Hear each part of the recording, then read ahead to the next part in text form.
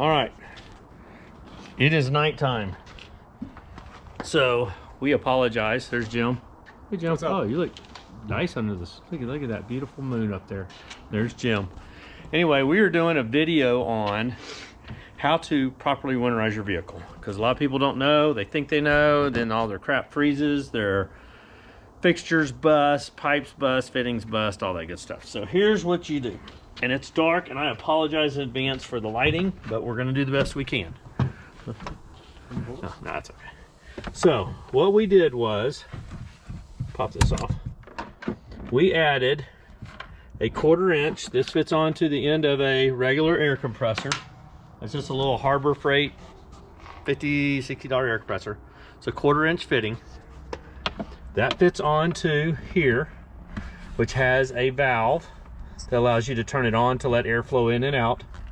That is connected to a 1/2 inch PEX to a 3/4 inch garden hose fitting with a valve on it.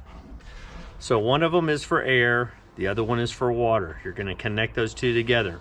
You might have a little bit of water drip out or a little bit of air blowing out where these two connect, because you're connecting two fittings that really kind of don't go together, but it doesn't really matter. So what we do is we're going to connect this together. Then what we do is when we open this valve and this valve, it's going to allow air to flow in. We have a shutoff going to our hot water tank. This goes up to our Winterize Air AC unit. So when I open this up, this ball valve's closed and this is closed. Air can only go to the point of least resistance. It's going to come here, it's going to go shoot out to my cold fresh water tank for my sink, and it's going to come to my outdoor shower. So when I turn that on, you're also going to hear the air compressor kick on, so I apologize in advance for being loud in the background, but that's the only way we can do this. We're going to hook it up. Whenever I squeeze this, you're going to see a little bit of water. We've already purged this system, but I just want you to kind of understand. I'll put my hand in front of it. So Jim, if you can hold that just a sec. I'm going to connect this here. Okay. If you listen, you can hear the air blowing on the camera. Okay. So I'm going to open this up. I'm going to open up this valve. Now air is going. It can't go to my hot water tank. It can't go to my Winterize Air. It can only go to my sink and to my outdoor shower. Let me show you this.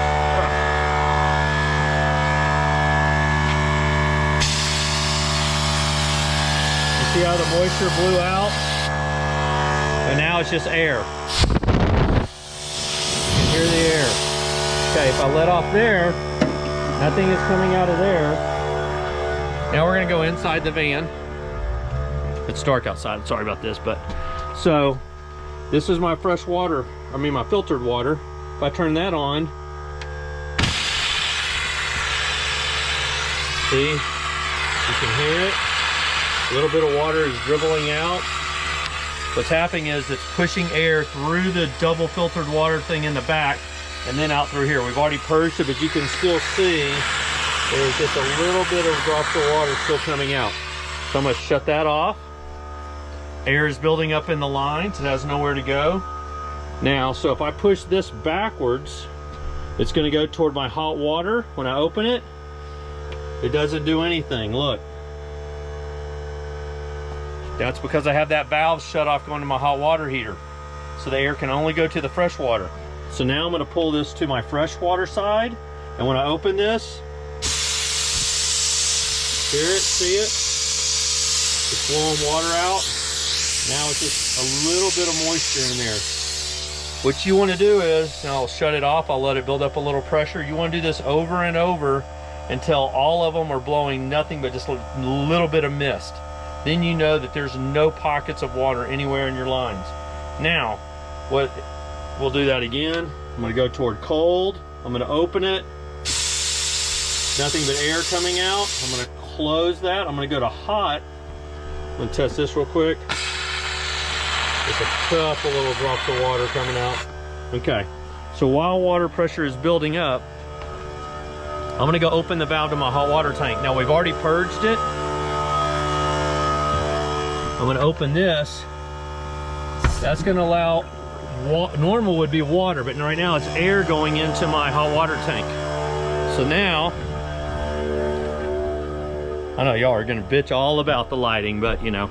So now, if I bring this to cold water, forward, and open it, look, a little bit of air is coming out. That's just the air in the line, and look.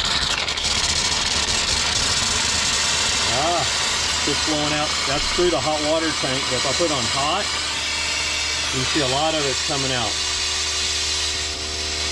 See, that was stuff that was in my hot water tank.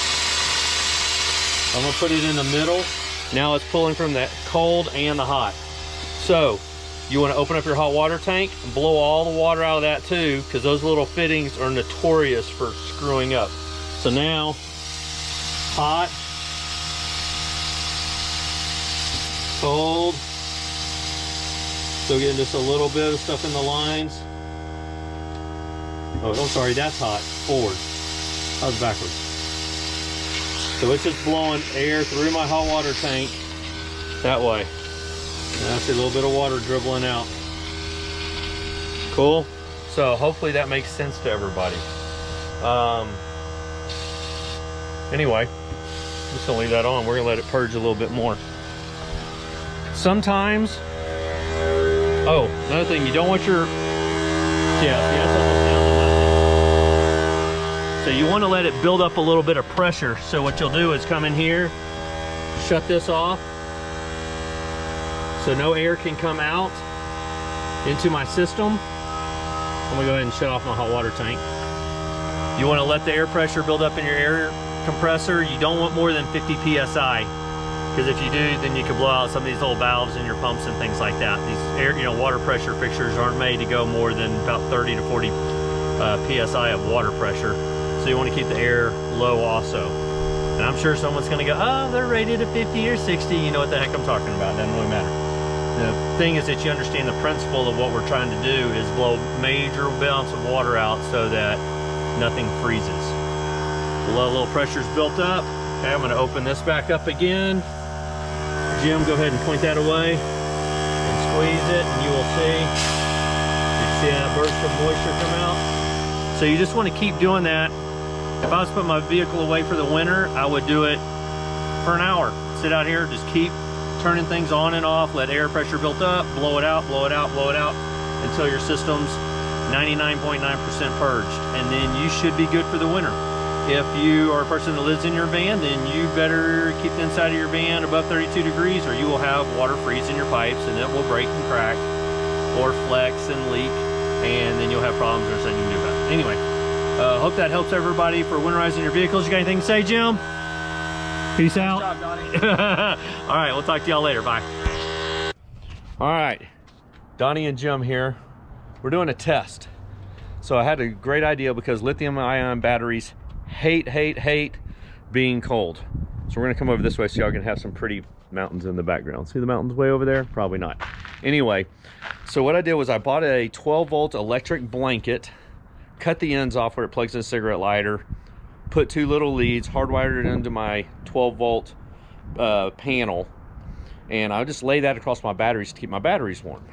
So, and I also have a thermostat in my van. So it is in the morning. It should be around freezing in the van because I'm stepping on ice everywhere. We're gonna go see how cold it is in the van. Okay, boom. All right, here we go. Ah, crap. It's not that cold. It's well insulated. Look at this. It is 59 degrees. There's a glare. Let me stand it up this way so you can see. Shit, can you see? Where's there not a glare? I'm gonna try seeing myself. Anyway, that says 59 degrees, people. Ah, maybe there you can see it. 53.9 degrees, 39% humidity. Okay. My son left this place a wreck. There's his ski jacket. There's our skis. There's the electric blanket. Okay. I'm going to put this underneath here. Oh, I just hit a water bottle. Carabiners. So anyway, we're going to waste some time. We're going to talk about my van. We started collecting magnets, showing all the different places that we've been. And we've been to Keystone. I don't know where the hell that one's, Yellowstone. Anyway, van's working out great. We've been doing some skiing. My battery started going low. I think it's because they're cold, and my thing started chirping the other day, so I had to take that down. But other than that, the van's been rocking. We've been doing a lot of skiing. Jim actually got out on Brighton yesterday. Took him 3 hours to get to the mountain. So another tip and trick if you live in Utah, ski park city canyons, because in the little bitty roads that go up the Cottonwood Canyons, they check your tires for this little triangle pattern to make sure you have what are they called? Snow tires. Snow tires, that's the word I'm thinking of. But on Highway 80, they can't do that because it's an interstate, and they would have to shut down every 18-wheeler going down the road. So what they do is they change it to where you have to have all-wheel drive or chains on, so that you don't have to buy special tires. You just drive to Park City going 70 miles an hour on your regular tires if you have an all-wheel drive, or you have to slow down and put chains on if you have two-wheel drive tour. Anyway, okay, so we've probably talked for, I don't know, what do we BS? And we'll probably fast forward this part, or you're going to drag it anyway in the video, and I'll put a little flashy thing so you'll know where to stop goofing off, because I know you don't want to hear me talk. But it was what, a 53 point something? 53.9. Okay, it's been underneath there for a minute, and it's gone up to 56.58 degrees. So anyway, all right, I'm gonna turn this off. I'm gonna stop, and then I'm gonna come back about another 2 or 3 minutes, and we can see how warm it is. All right, it's been about 5 minutes. We've been out here goofing off. We're gonna pull this thing out. Boom! Look at that, ladies and gentlemen. 71 degrees. 71 degrees. I apologize for the glare, but there's nothing I can do about that. So I guess I shouldn't apologize if I can't do anything about it, huh? That's what my dad told me. Anyway, 71 degrees out underneath that blanket. So 12 volt, use a 10 amp fuse, or at least that's the one I stuck in there, and it hadn't blown yet. And take that, put it over your batteries, and the cord's 6 or 8 foot long. What my son did was just reach down underneath from the back, pull it up, lay it on top of it. Of course, he didn't put it back, so now my batteries are cold, but I'm gonna go throw it back on there. And I got a permanent battery heater, and also just put a little plug in line, so that come summertime, I just unclip it, fold it up, stick it in a mule bag, or use as a pillow or a throw or something. So anyway, that's our tip of the day. Everybody have a good one. Say bye, Jim. See you later. Y'all have a good one, and we'll keep you updated with some more tips and tricks to make your van life fun and enjoyable. It's the small stuff that matters.